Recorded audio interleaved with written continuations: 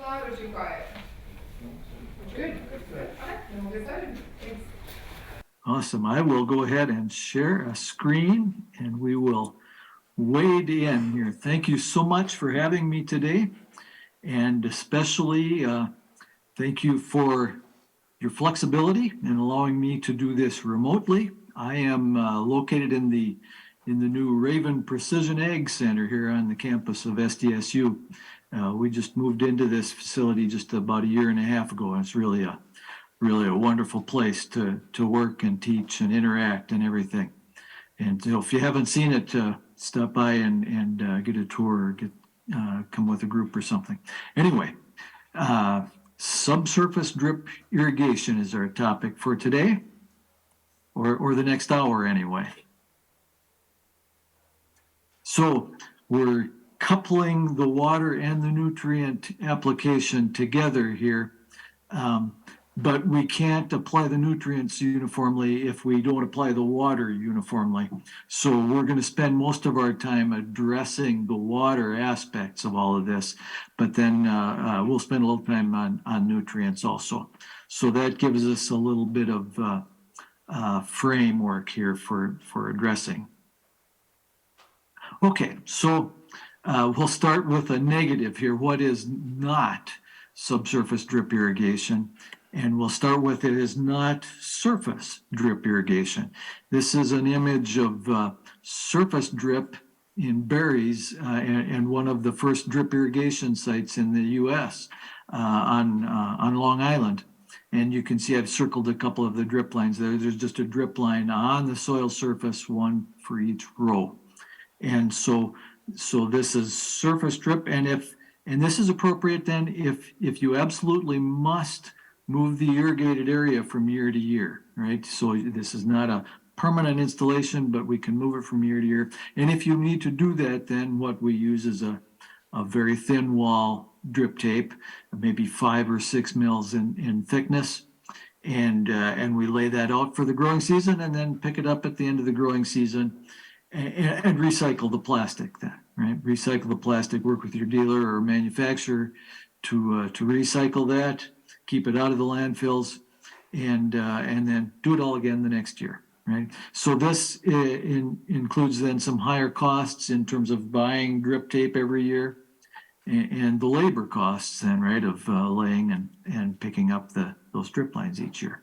Okay, so that's surface drip. That's not subsurface drip or SDI. Also not SDI then is the standard system for grapes here, where we'd hang the drip lines on the trellis. So this is not SDI, but it makes for some nice images, so some pretty pictures. So got to show a couple of them. So that gets us to then what is SDI? What is subsurface drip irrigation? Permanent, right? Permanent in quotes, meaning lasts 20 to 30 years for a properly installed and maintained system. Placement of drip lines, thicker walls, right? Not hard hose necessarily, really thick, but 13 to 15 mil thickness, tapes generally, at a constant depth. And this is can be owner selected, right? There's a range of depths that can be appropriate and workable. And then each of those drip lines, the drip lines are at a constant spacing. I'm going to show a lot of images assuming 60-inch or 5-foot spacing. More and more we're seeing narrower spacings for those drip lines. And again, that's site-specific and crop-specific.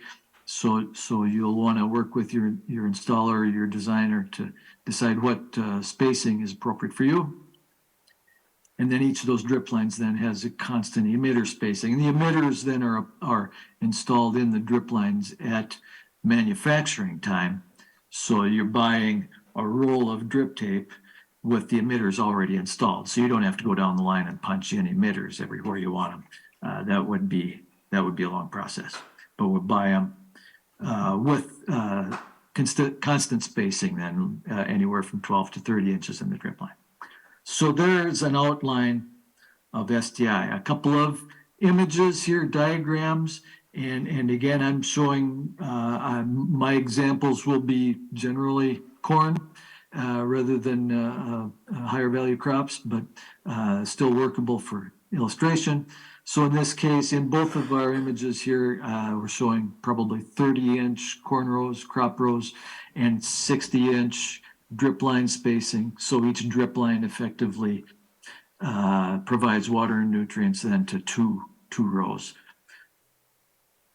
Slightly different look then, so we'd have the drip lines here then between every other pair of corn rows, right? And again, we're moving away, moving toward narrower spacings, or so it seems in the actual installations.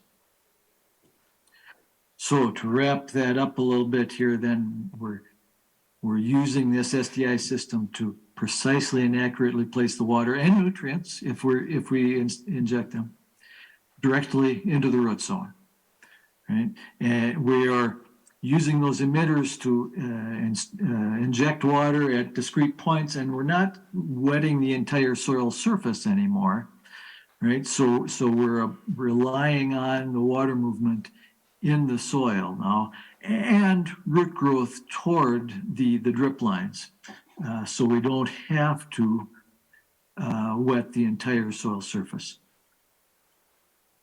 If we look at what that looks like, then here's a silt loam soil. This is actually from northwest Kansas, but shows good movement here. Here's a drip line been exposed, and you can see how water has migrated in response to the hydraulic gradient, then both upward and sideways, and certainly downward, right, in response to gravity also. But you can see this gives a nice visual representation of how that water can move in the soil and in the root zone. One other interesting thing you can see in this image is the crack, this vertical crack above the drip line. This is taken about 10 years after installation of this system. And you can still see the crack from where the shank went through to install the drip lines. And a quick note, this is an image of one type of drip line plow. So we're injecting a couple of drip lines at a time here behind those shanks. And you can see the rolls of drip tape, a couple rolls with 3 spools up on the top of the image there.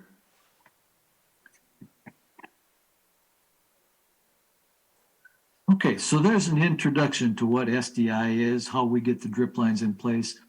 We're not going to spend a lot of time on how we would install the rest of the system, but let's get into some of the justifications here and why we might do this, what benefits SDI brings to us here, and some potential benefits here. This is really the most efficient we know how to apply water at this time. In an irrigation context, this is as good as we can do. We can do really well with other systems too, but this is the best we can do right now. Especially that application uniformity is quite high, increased, and it also brings us the option of applying small, frequent irrigations. Right, sprinkler systems and especially surface systems, that's a really difficult thing to do, to apply, for example, a couple tenths or 3/10 of water every day, or maybe 1/10 of an inch of water a couple times a day, right? SDI systems allow us to do that. We're not spraying water through the canopy or onto the soil surface, so that might help us with some disease issues, or perhaps even some weed germination issues in the upper layers of the soil. We can be running the system while we're doing other operations. Harvest or alfalfa is a good example where we can be irrigating after we've cut the alfalfa for harvest. Automate, it's easy to automate, fewer mechanized parts. Finally, the corrosion is reduced because we don't have much metal in these systems. It's a lot of plastic. So say what you will about plastic, but it generally doesn't corrode, and that can be an issue with some nutrients and fertilizers. So there's some advantages. This is not an exhaustive list. fairness, then we got to think about some of the disadvantages of SDI, and probably the top of most people's list is that high investment cost. You want to be sitting down when you check the sticker for the first time there. It can be expensive, a couple grand per acre or more, depending on your situation. Those emitters are very small, and the potential for clogging them then is great. So we need to take some steps to keep from clogging those emitters, and we'll talk about specific steps here in a few minutes. Things are buried, right? So you can't see a sprinkler that's obviously applying water. You don't know that water is flowing, so we have to use some indirect measures, pressures, flow rates. We'll talk about them a little bit also as we go along. Got to do some filtration and got to do some other water treatment things. Rodents can be a problem if you've got gophers or ground squirrels chewing in the plastic. That can be frustrating in a hurry. And some of the others you can read there. So again, not an exhaustive list, and I will point you to a rather exhaustive list. Here is a link at SDI in the Great Plains, compiled by the late great Freddie Lamb, who did a lot of subsurface drip irrigation work in Northwest Kansas for many years. And so he's got quite a list there, and a whole lot of other resources at this website. We'll see that URL again later on. Okay, I mentioned that one of the dangers of SDI is clogging those small emitters. And so we want to be very deliberate about our practices to keep those emitters clean. And I outline here then the 5-step program for keeping emitters clean, or for SDI protection, however you want to think of it. And so let's step through these 5 steps here and think about and talk about a little bit how we make those things happen. First of all, select the proper components, or emitters especially, and that really means select as large a flow rate per emitter as you can, because they are harder to clog. Then the larger flow rates through the emitters have bigger holes, bigger flow pathways, and so they're more resistant to clogging or easier to keep clean. Now the downside to that then is those higher flow rates generally mean we have to have more control hardware, perhaps more zones in our system, and that can increase the installation cost. So there's one of our first compromises then, is larger emitters are easier to keep clean, but might increase our installation cost. But even the small emitters, we can keep those clean too, and we have a lot of experience doing that. So there's our first step there. Number 2, then we do have to filter the water, right? There will be some solids and some sediment in our water supplies, and we need to clean that up to keep them out of the emitters, right? Keep the sediment out of the emitters. So we'll step through some, here's a diagram with various filter types. We're going to take a quick look at screen filters and disc filters and sand media filters as 3 standards. And so before we do that, a quick note about sand separators. If you're pumping groundwater and getting a little sand with it, then investment in a sand separator, sometimes called a hydrocyclone. This can be very beneficial to get the sand out of the water. And so these are pretty well tested, tried and true, and they work pretty well. They'll burn a little pressure, cost a little that way, but they certainly can work in removing the sand from your irrigation water.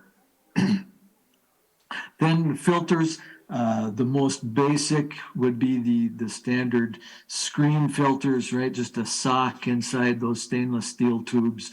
So physically removing particles that are larger than the holes in the screen, right? So if you've got good, clean groundwater, very often a nice screen filter is all the filtration you'll need, and that'll be adequate to protect your emitters. If you need a little more protection, then you might need to step up to a disc filter. And these are fairly common in drip irrigation installations, just a stack of plastic discs with grooves in the sides. And so water flows through those grooves, and those grooves are sized then to exclude the sediment of the engineered size. So these work pretty well. Very similar to screen filters, easy to operate, easy to manage, easy to automate. So you can flush them automatically when they start to clog. The plumbing required for that is not onerous, and the control system is readily available, so that works well.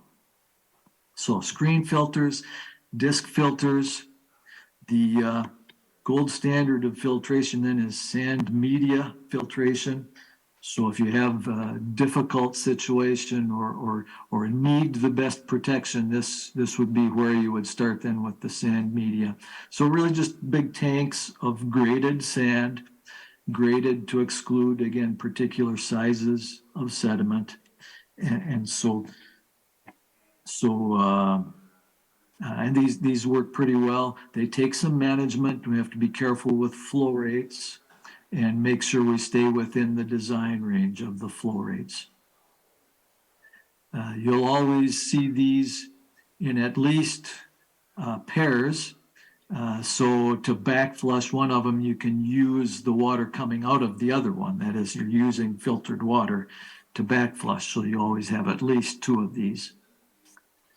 Okay, so filtration is required, screen filters, disc filters, sand media filters, depending on your situation. How do you know how much filtration you need? The manufacturer will provide recommendations for the drip lines and emitters that you have selected. So if you you work with your installer and your designer, and they select a particular product, then the manufacturer has already provided the filtration requirements for that product. So then you'll take those requirements and fit them together with your particular water source to come up with the filtration solution for your system. Okay. Filtration takes care of the solids. We also need to control growth of things like bacteria, right? So we need to generally use some chlorine injection generally to kill any bacteria that might grow in there. There may be other remediation that you need. Maybe you need to adjust the pH. Maybe you need to shock with pH to precipitate some salts. We won't get deep into that. There again, work with your installer and designer for your specific water quality needs. But plan that you will at least need some chlorination facilities. If you're pumping really nice, clean groundwater, you might get by with a good shock chlorination at just once a year, maybe at the end of the growing season. If you're pumping, for example, wastewater, this image shows a beef feedlot runoff lagoon in the foreground. Then you might need to be treating that water weekly or maybe even always. In some cases, you might need to have always a drip of chlorine in the water stream to keep the bacteria from growing. If you happen to be buying municipal water, buying potable water from a nearby city or something, then of course you're buying that chlorination already done. If it's potable water, they've had to chlorinate that water already. So then you're buying that chlorination already, and that makes things a little simpler.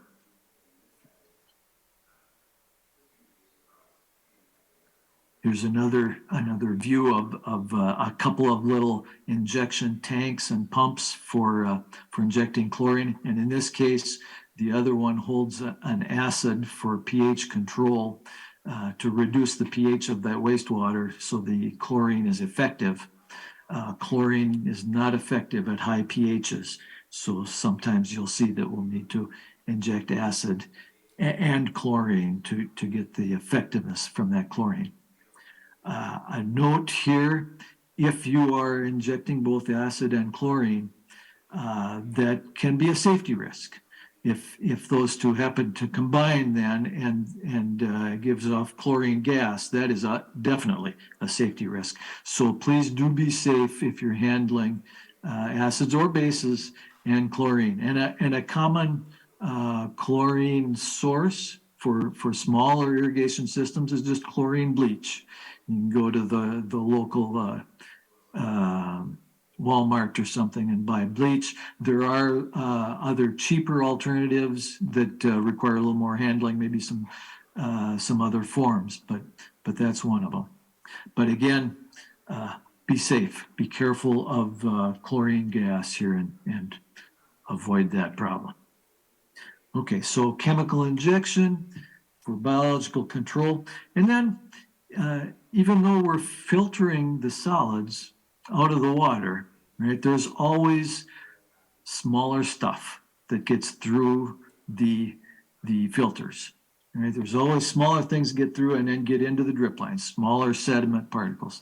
So we need to flush that smaller sediment out of the flush lines occasionally. And again, if you're running using good clean groundwater, perhaps one flush at the end of the growing season is adequate. Or maybe you flush it once at the beginning and once at the end, right? Nothing too onerous to handle. If you're running animal wastewater, again, maybe you're looking at weekly flushes or something and cleaning things up a little more frequently. Here's again that feedlot, and this is the flushing a valve at the bottom end of a plot where we're flushing out the drip line. And you can tell when the drip line is cleaned out because the water coming out of that flush valve will change color. It's much darker when it's carrying the sediment out, and then it'll clean up, and you can see visually that it's cleaned out. So there's an image. Here's a schematic of what that might look like, where we've got the drip lines coming from the field there, and we connect them all into a flush manifold here, tie them all together, and then one single pipe then above ground, and we open that valve and flush multiple drip lines at one time then. And one thing you'll want to make sure of is working with your installer and your designer is that the flush velocity in those drip lines we need to have a minimum of perhaps 1 to 2 feet per second of the water moving through those drip lines to adequately churn out the sediment that might be collected in there. So you need an adequate flush velocity of 1 or 2 feet per second to be effective. So that's one thing you can check on as you're working with your designer and installer. Okay, flushing cleans things out. And then finally, we want to monitor the system to make sure things keep working properly. And again, we mentioned this earlier that we can't see water flowing out of the emitters or out of sprinklers anymore, right? So we need to use tools such as pressure gauges and maybe pressure gauge at the inlet, at the uphill manifold. Perhaps you need to measure the pressure at the flush manifold. A really good common practice is below and above the filter to make sure that the filter isn't clogging. And when you see that pressure differential, if it's not automatically controlled, if you see that pressure differential is reaching maybe 5, 6, 7 psi across the filter, then it's starting to clog, and you'll want to clean that out or flush that out somehow. At pressure differentials greater than that, you'll start to actually push materials on through the filter. Okay, so pressure gauges, various places in the system. Definitely you'll want to have a good functioning flow meter operating so that you can measure the flow rate and know how much you are applying with each irrigation or with each application. Okay, so monitoring especially with pressure gauges and flow meters. And it's also a good idea to record these, to write these down, so you can go back in time and look to see if you see any trends, right? If we're getting some really slow clogging, that inlet pressure can be elevating very slowly, and it's hard to detect just reading it once a day or once a week or something. But if you have a few measurements written down so you can see that trend, that can be really helpful. Okay, so here's a recap then of that 5-step program for keeping those emitters clean. How are we doing? Haven't had anybody interrupt with any questions yet, so I assume we're doing great. So we'll keep forging ahead here. Let's spend just a very few minutes. We'll talk about nutrients specifically. And again, we can't get uniform nutrient application if we don't have uniform water application. But there are a couple other things we need to think about. I shouldn't say we, but I know that many different nutrients have been applied via SDI systems: nitrogen, phosphorus, potassium, sulfur, boron, et cetera, lots of them. And also there are people starting to work with some biologicals, and especially working on improving their soil health conditions. So that's coming, and we will see more of that in the not too distant future, I suspect. A couple things that the nutrient source needs to be, first of all, is it's got to be soluble, right? Got to be water soluble. It's got to stay dissolved in that water until it gets out the emitters. If it precipitates out too soon and clogs those emitters, that's a bad place to be.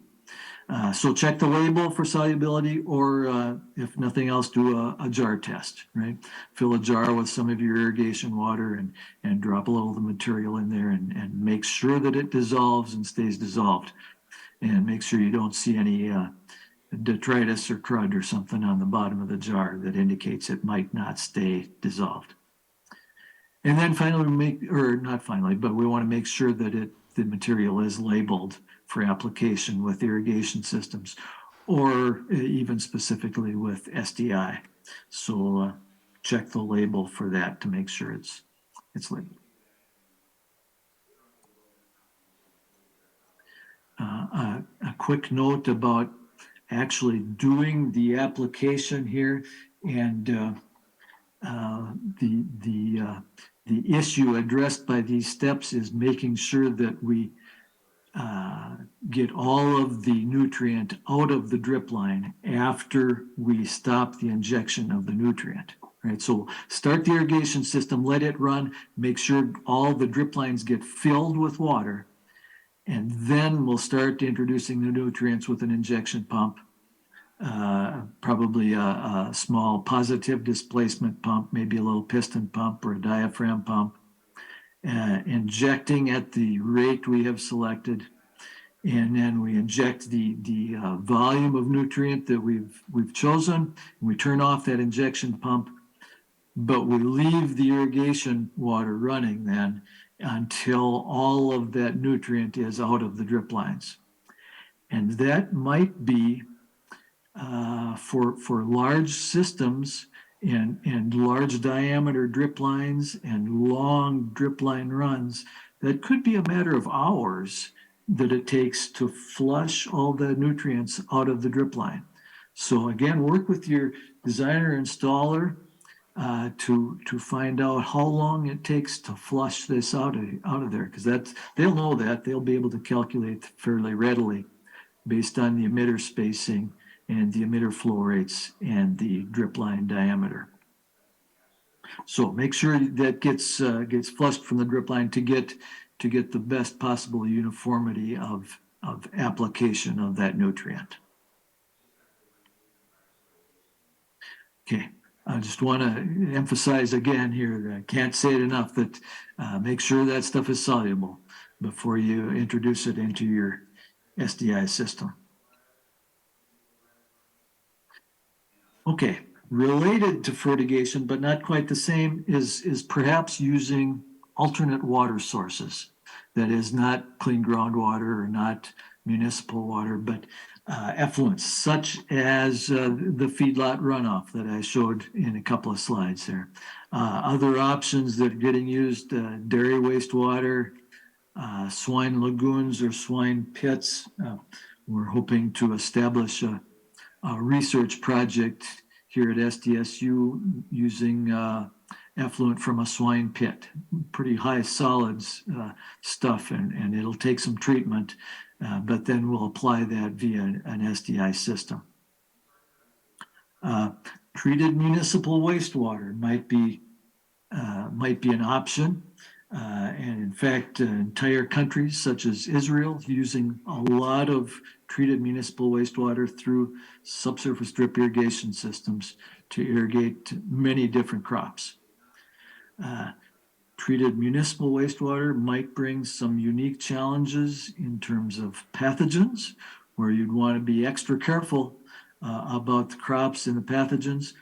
One of the benefits of SDI is that the water itself, the treated wastewater, is not applied to the leaves of the plants, right? So that pathogen pathway is not provided with SDI. And instead, we're injecting into the soil, and we've got some soil then between the drip lines and the roots, and that seems to provide some buffer in terms of pathogen movement. And the Israelis have been doing research on that for many years and have shown that in many situations. Anyway, these water sources might be options for you in some places and in some contexts, and certainly worldwide they are being examined as water sources for irrigation.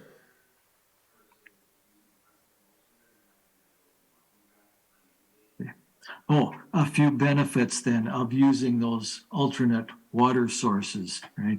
Free fertilizer, the nutrients dissolved, and then we save those potable water resources for other purposes. Reduced environmental impacts, especially reducing runoff, right? Where we're using SDI to apply the water directly into the root zone, directly underground. Reducing the runoff of water and nutrients then. And perhaps this can bring some benefits to organic production, right? Using the nutrients then from an appropriate effluent stream. And I'm sure there are others that you're aware of too. I'll just mention these for today. Okay, got a few other things to discuss here. I want to talk about system design a little bit and talk about some of the compromises involved in system design that you want to be thinking about as you work with your designer and installer. First of all, the criterion we'll use to decide what is a good system. And one of the good criteria we use is this flow variation. And we're not worried about equations here, but the thing I want to point out is that very often we'll use this variation of 10% or less as an acceptable, no, a desirable irrigation system. Right. Obviously, we can save money on installation and do things like smaller drip lines or things, and reduce that variation number. Increase the variation. Right, do things to cause more variation, and that's then a balance of design and operator needs that you'll have to discuss with your designer. But we're going to use 10% as our threshold here for an acceptable or a really good system, desirable system. And so let's apply that here a little bit, and we'll apply that to the case of land slope. Right, so that can, what I've got here now is calculated flow variations here, right? So along the x-axis, we have drip line lateral length. So we have 1/8 mile drip lines, and the flow rate in the drip line then on the y-axis which is really a function of the pressure inside that drip line.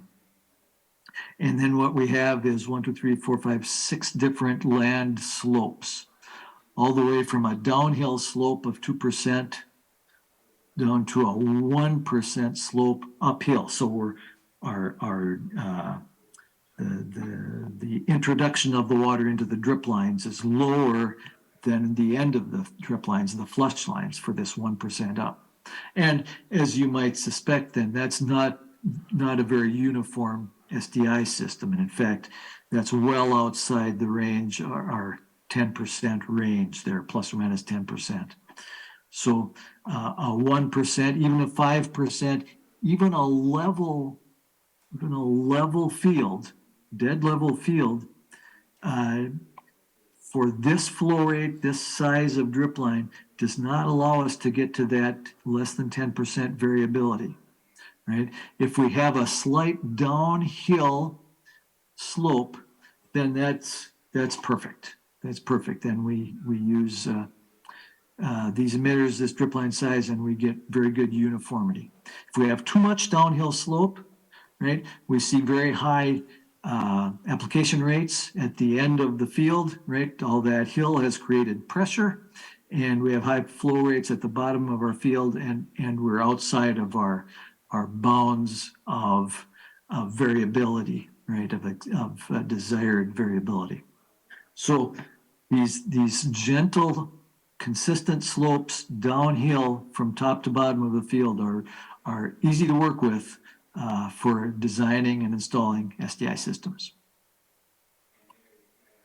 What happens if that's not the field we have? Well, then we got to deal with the field we have, right? So we can use pressure compensated emitters.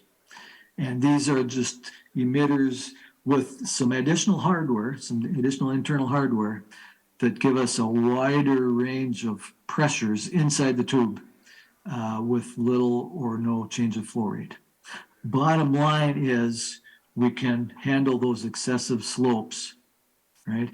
And we can go up and down some slopes and still get uniform irrigations with pressure compensated emitters, right? And so these will generally run at slightly higher pressures, slightly higher input pressures, but then we can get uniform application up and down those hills then, and outside of that nice gentle downhill slope. Okay? So pressure compensated emitters, a little more expensive, a little more hardware in those emitters, might be a little easier to clog, but they can solve some real topography problems, and they're more forgiving, really, of installation and design issues. Okay, then last we want to spend a little time on compromise among these three things as we look at design and installation of our SDI system. And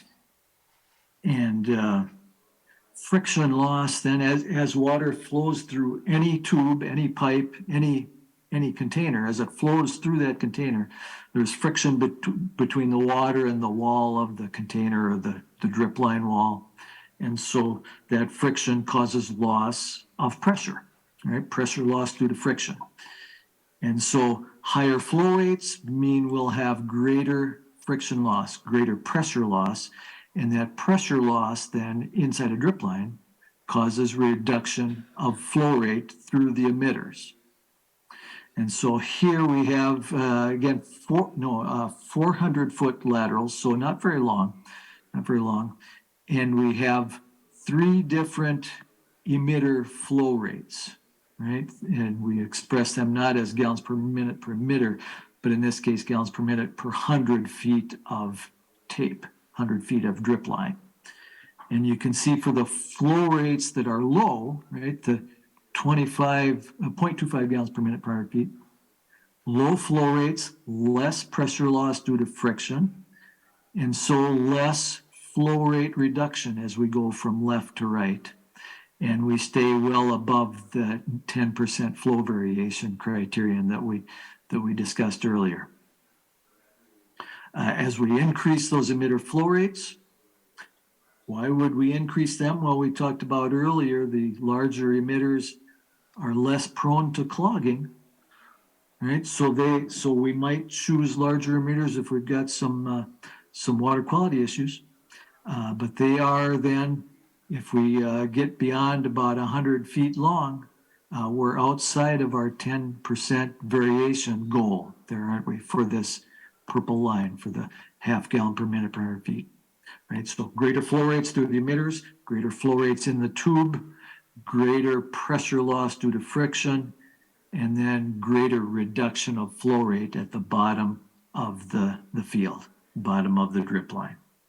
And we see that as we increase the emitter flow rate even farther, and we see even greater pressure drop and even more non-uniformity, right? So there's part of the compromise of selecting emitter flow rates, right? Larger ones are easier to keep clean, harder to clog, but then we can't run nice long drip line runs with them because of the friction loss. How could we overcome some of that? We can use larger diameter tape, use larger pipes, if you will. Okay, so there's a wrap up of the emitter flow rate that I just talked about in length of run. And here then we have, again, drip line lateral length and more emitters, right, for longer laterals. And so higher flow rates, greater pressure loss due to friction, right? So again, so in this case, we would need to keep our drip lines shorter to stay within our 10% desirable flow. Again, I mentioned earlier, one way to address this is to use larger drip line diameters, right? So we can buy, very often we can buy 5/8 inch diameter, 7/8 inch diameter, maybe 1 3/8 inch diameter. And so those then bigger pipes reduce the pressure loss due to friction. And so we can use longer drip line runs then for the larger drip line diameters. And indeed, that's one of the reasons that 1 3/8 inch was selected by many companies, is 1 3/8 inch with the right emitters can have uniform drip line lengths of a half mile. So we could irrigate a full quarter section from one end, right? Introduce the water at the drip lines at the top end, and then have a half mile of drip line then, and still achieve adequate uniformity. All right, so there's some discussion of drip line diameter, emitter flow rate, and drip line length. And I think we are at the point I want to give a shout out to K-State Research and Extension. And this website, SDI in the Great Plains, has a boatload of good SDI information. This has been an active website since the late 1990s, and is a function of the active research that has been going on in Western Kansas since the late 1980s. And so there's a lot of stuff here. Now, a lot of it is targeted, written for commodity crops, corn, soybean, alfalfa, right? So there is that, but still there's a lot of basic hydraulics and research information that is appropriate and applicable to other crops too. SDI in the Great Plains, got a lot of good stuff there. I do not have the URL, so just do a search for SDI in the Great Plains and that'll come up right away. That brings me to an image of Sequoia National Park, I think, and my contact information there. Horace was a Greek philosopher a couple thousand years ago. he knew me pretty well, it appears. And I would be happy to entertain any questions. I do believe we have time. If not, please do cut me off. But We've got time for questions. So what questions do you have? Does the system ever have to be like winterized or like flushed out before the cold comes?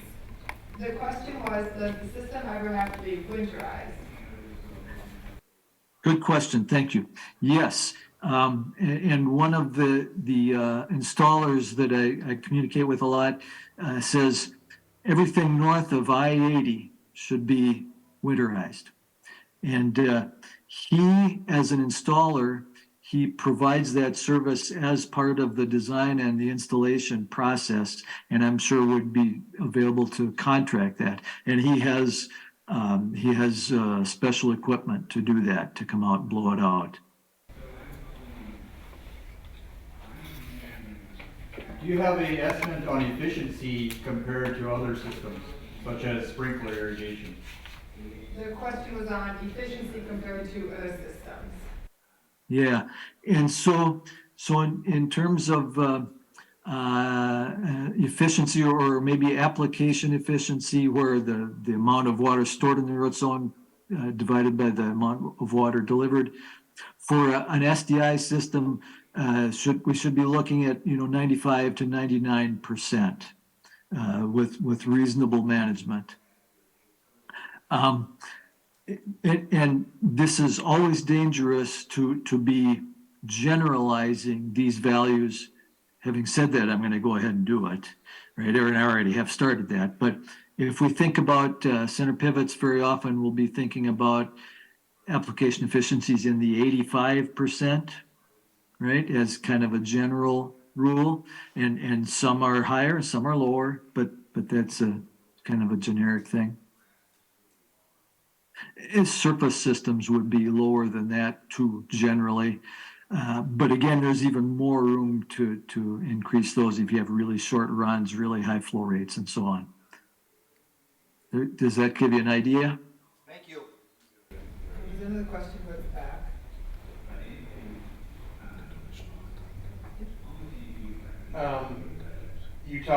You briefly mentioned that this is possibly being used in field crops.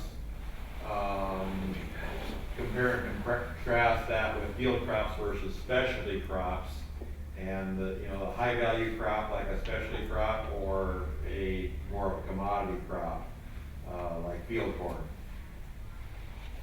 Did you hear the question okay? Most of it. Could you fill in, please? Compare and contrast the use of this with specialty crops versus field crops. Is that what you- Yes, thanks. So yeah, the key to economics of SDI is system longevity. And so getting 30 years out of an SDI crop in a lot of places makes that very competitive with the center pivot, or I should say competitive with the center pivot, and somewhat favorable with some variations of center pivots. For example, a full-size center pivot that only irrigates half a quarter, right? A windshield wiper system. The economics aren't as good for that. So getting the SDI system to last 20, 25, 30 years is the key to getting to favorable economics. And certainly if you can increase your annual income with high value crops, then that looks even better. But even with commodity crops, corn, soybean, the economics can be okay with long system life. Does that adequately address that? Yeah. Other questions?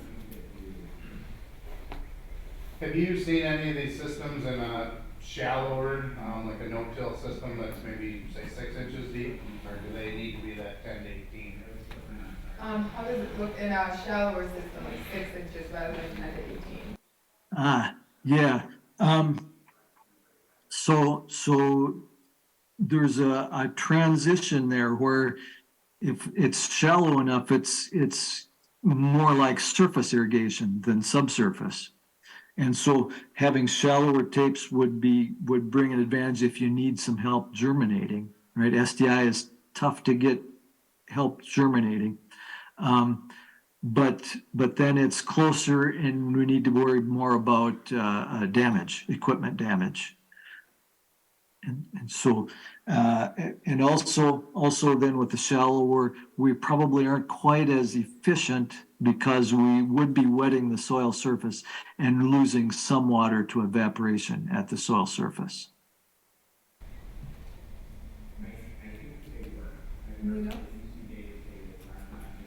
You mentioned rodent control earlier on as being one of the disadvantages. Any thoughts about rodent control? Are they going to seek out that water no matter what? Is there some type of IPM practice that probably works for that? The question was, is there any IPM or other practices to help with rodent control? Yeah. Not to my knowledge, and especially not officially. Every once in a while I'll hear from somebody or there'll be rumors about somebody has a good product that will it will keep rodents away. That's a tough problem. I don't know of any that are appropriate. There have been people working on that. So far, the best way is to keep them out of the field in the first place. If you're hoping to install where there are a lot of them, it'll be tough. Keep asking dealers because they're working on this. They know it's an issue. Keep asking dealers what they've got now and what's new. And pretty soon they're going to say, yep, here's a great labeled product that's going to work. I hope.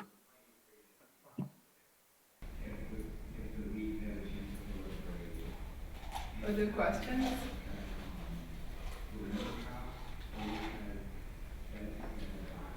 How would you go about diagnosing when you do have failure of the drip line, either a hole or it's plugged up? How do you find and know where that is? When there's a hole, how do you find and deal with holes in the drip line? Yeah. There's the value of the records and the monitoring of the pressures and the flow rates to start with to determine if there is a leak in the system.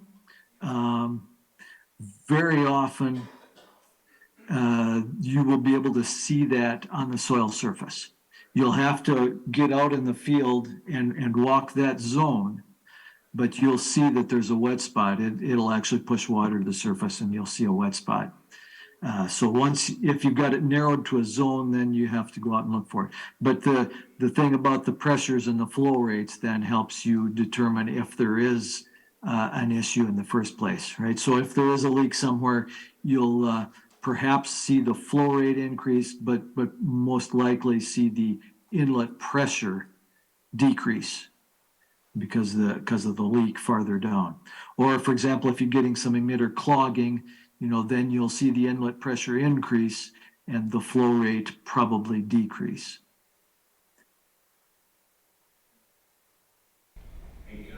Let's take a 30-inch, for example, land at 30 inches. Have you heard what a price, if we were going to do it tomorrow, what a price per acre would be if you lay at 30 inches instead of 40 and 60? How much more it would be per acre? I'm sorry, I didn't hear the entire question. Okay, have you heard any recent prices per acre on how much subsurface drip costs? Did you get it that time? Prices, yeah. So the numbers I'm hearing now are kind of starting at about $2,000 an acre, and 60 inch. I'm sorry, inch? I'm sorry? 60 inches apart? Yes, I believe so. I do not know for sure. I believe so. One way you can kind of estimate is that approximately half of the system cost will be in buying the tape, and the other half will be in everything else. So if, for example, you're going from if you're going to compare 60-inch rows to 60-inch strip lines to 30-inch strip lines, you would have twice as much drip line to buy. So the total system cost would be increased by 25%, half of a half. So you can use that as a comparison to estimate that, and using a starting point for 60-inch, I think 60-inch spacing of about $2,000 per acre.